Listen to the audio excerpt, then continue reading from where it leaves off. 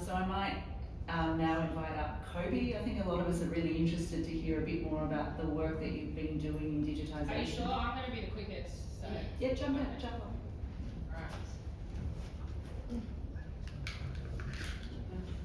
Alright. Hello, this is a bit weird. I'm usually speaking from the other side from an institutional position, but now I'm an independent. So it's a bit of a strange flip of the switch for me. I guess that I've come to this place because I've worked within institutions for over 15 years, kind of understand exactly what Emu and Vernon can do. And Vernon and I have a very long relationship, and I don't like him.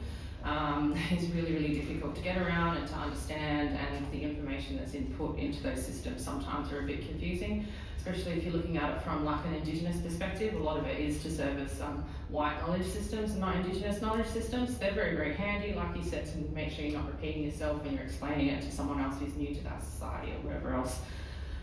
I fell into this by accident because of that. So I was at a festival and an art centre manager came up to me and said, do you happen to know anyone who can help me? I have covers upon covers of photographs and films and tapes, and I said, I happen to be marrying someone who specialises in that, so I'm lucky. So we had started a conversation. We thought about partnering that with the Art Gallery of New South Wales, but they weren't necessarily too interested. They were a little bit interested, but that means they also have to give money to put their label on things, and not really that interested. So we just went ahead anyway. If you look at their collections, they've got massive archives that hold heaps of collections from artists to curators and academics all over the place.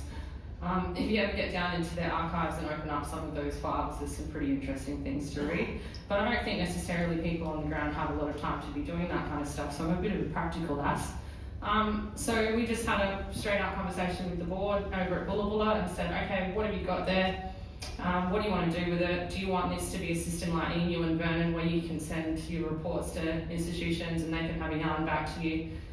They weren't really interested in that. It was more, they wanted us to treat it more like a family archive, and it was a community archive, so we go through the RAM assessments, the rapid assessment models. I've had to upskill a lot on systems and systems management, and kind of try and translate between communities and the digital world, which is, I think, half my job, to be honest with you.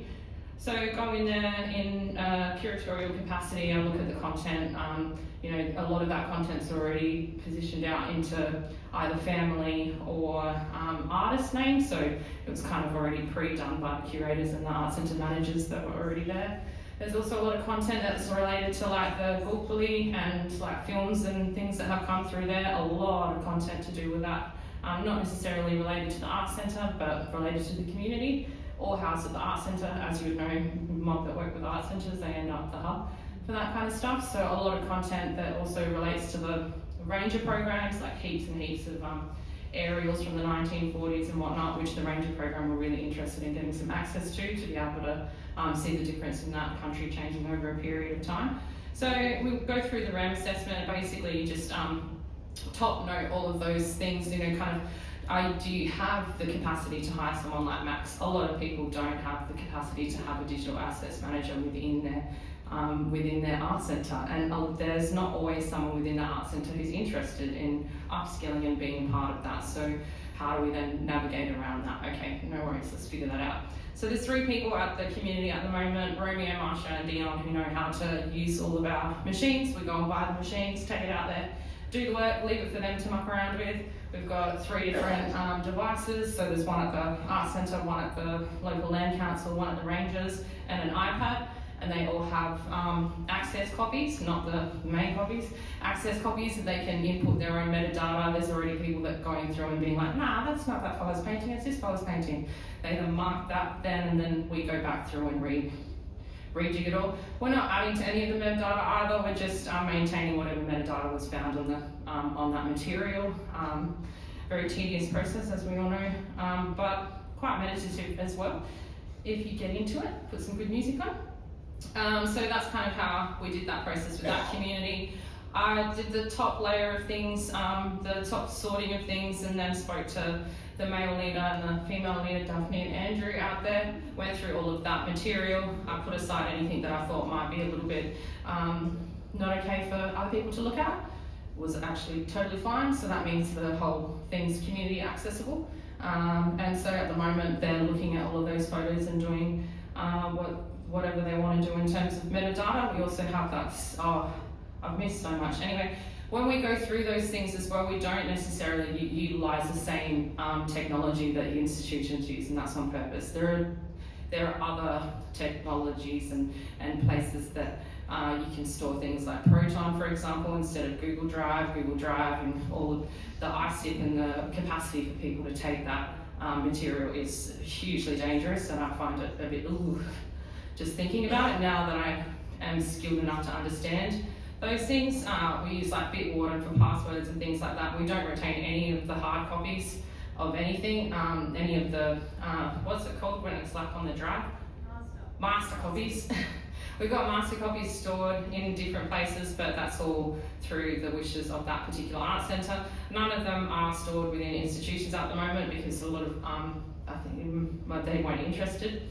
Every client's going to be different. We were expecting to have to build a database, and maybe even like, I don't know, we were exploring like researching ways that we can use AI to then record like a, someone saying like dilly bag in the 5 different languages around, so that instead of having to type, someone can just say dilly bag and then it comes up with dilly bags, you know? Because even just using a computer is not real blackfellow way of doing things, you know? So just the way that we access those things, I think we really need to flip the switch a bit and try and figure it out. So that's kind of how we've been working at it. And you know, different communities are different. Some of them are going to want things that can transfer to institutions globally. So, you know, we're in conversation constantly with the DPC and the Coalition, Digital Coalition Society, and got an award for designing our own ways of working with community. I'm an Indigenous person who has very good expertise within institutions, so flipping that is a little bit more organic for me. For someone like Max, that's a bit more of a struggle. He then has to learn that particular community, blah, blah, blah. And it's just the way that the penny falls, really. It's not a good or a bad thing. I'm not criticising, it's just the reality. But yeah, fatigue is a really big thing for communities as well, you know, having to go back through and do all that kind of stuff. So maintaining some basic things for people to come in and not have to feel like they've then landed on the moon is really, really handy for those communities. We have gotten to the point now where everything's being digitised, it's all been backed up, it's all got master copies here, there and everywhere in safe, secure places that none of you will ever know about. In the same way that the library of knowledge that we had before Islanders came here was in the landscape, and other people knew where they were.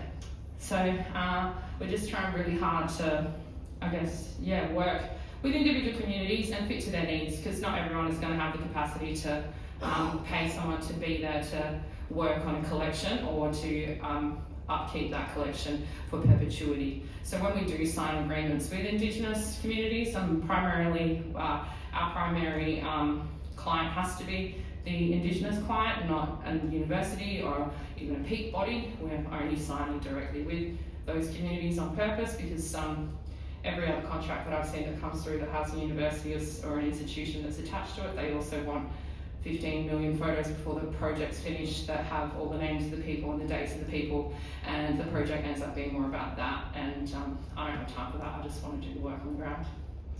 That's me. Yeah.